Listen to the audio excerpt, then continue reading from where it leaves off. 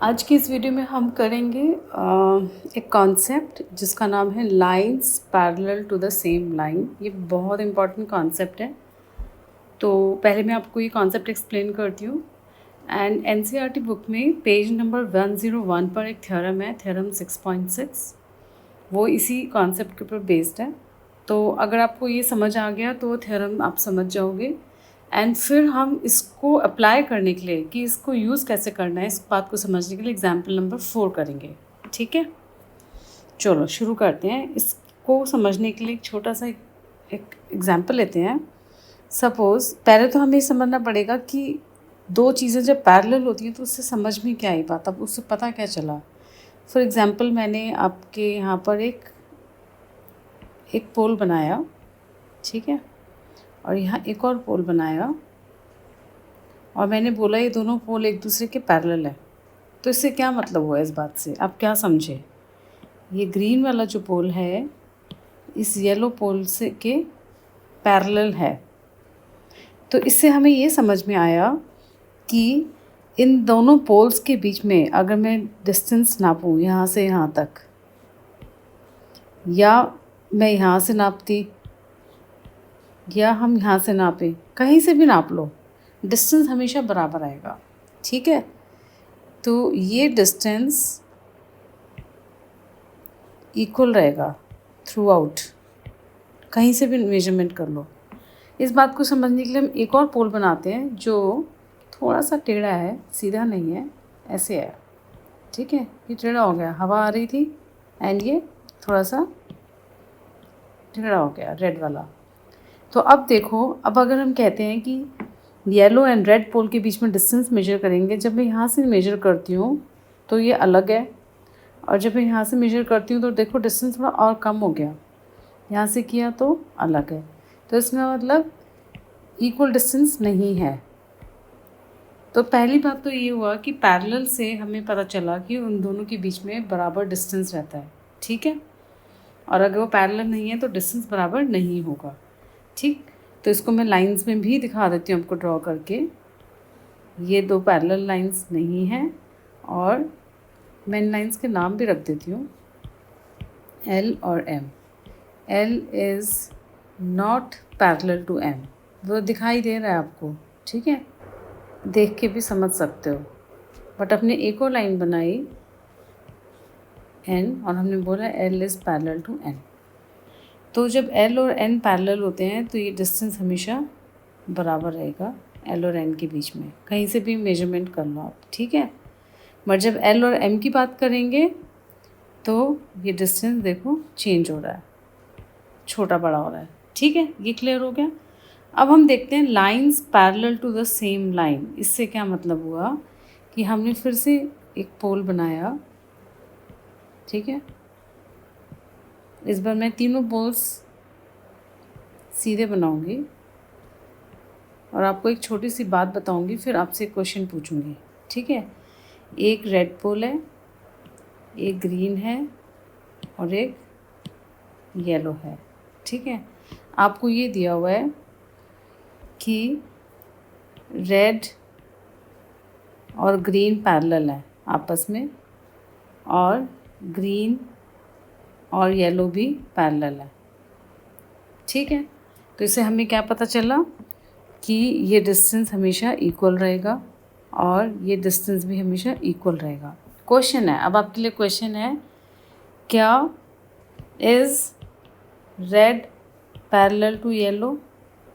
ये क्वेश्चन है। तो आपका आंसर क्या होगा? आपका आंसर होगा यस। क्यों? क्योंकि अब आप देखो, ये जो डिस्टेंस है रेड और येलो के बीच में, ये भी हमेशा इक्वल आएगा। ठीक है, आप करके भी देख सकते हो, आप ड्रॉ कर लेना और आप करके देख सकते हो, वैसे तो देखने से भी मालूम पड़ रहा है। तो इस प्रॉपर्टी को हम बोलते हैं टू लाइंस, इसको हम ऐसे लिखेंगे, lines which are parallel to the same line are parallel to each other. अभी देख, पढ़ने में बड़ा मैथमेटिकल साउंड कर रहा है, पर जो हमने अभी ऊपर डायग्राम बनाया है ये बिल्कुल एग्जैक्टली वही बात है।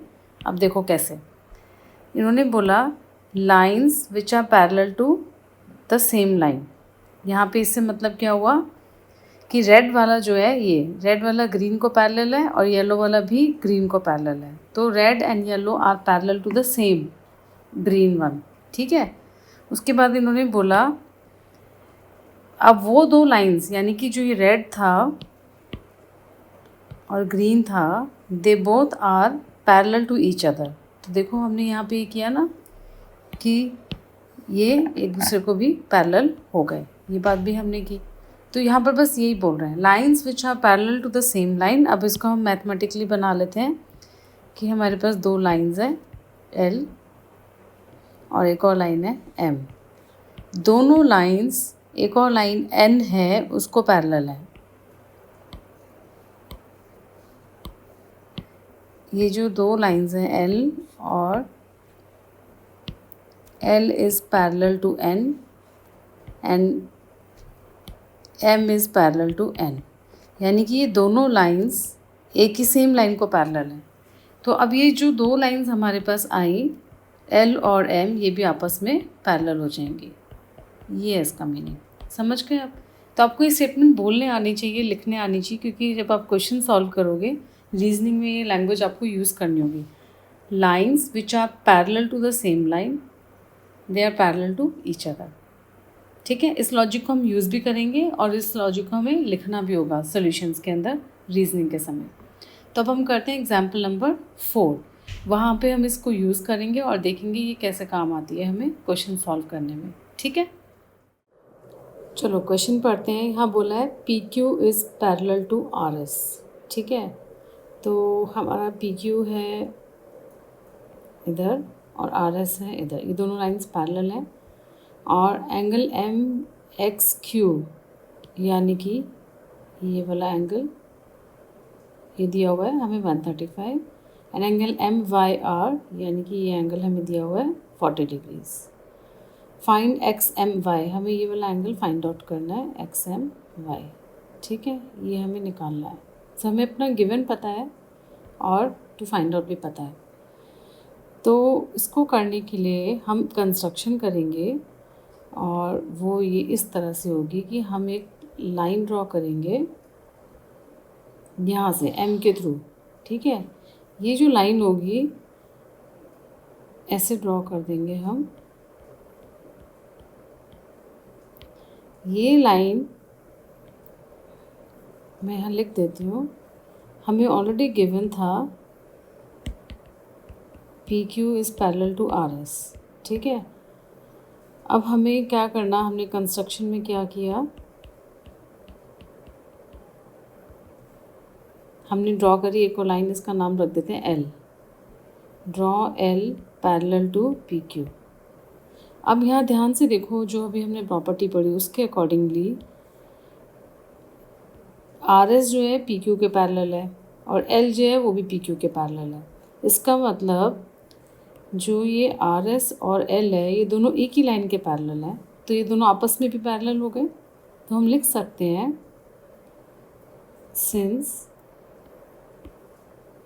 हम यहाँ लिखेंगे since R S is parallel to P Q, L is parallel to P Q, this implies यहाँ पे ये वाले लाइंस आर एस और एल ये आपस में पैरेलल हो जाएगी। R S is also parallel to L.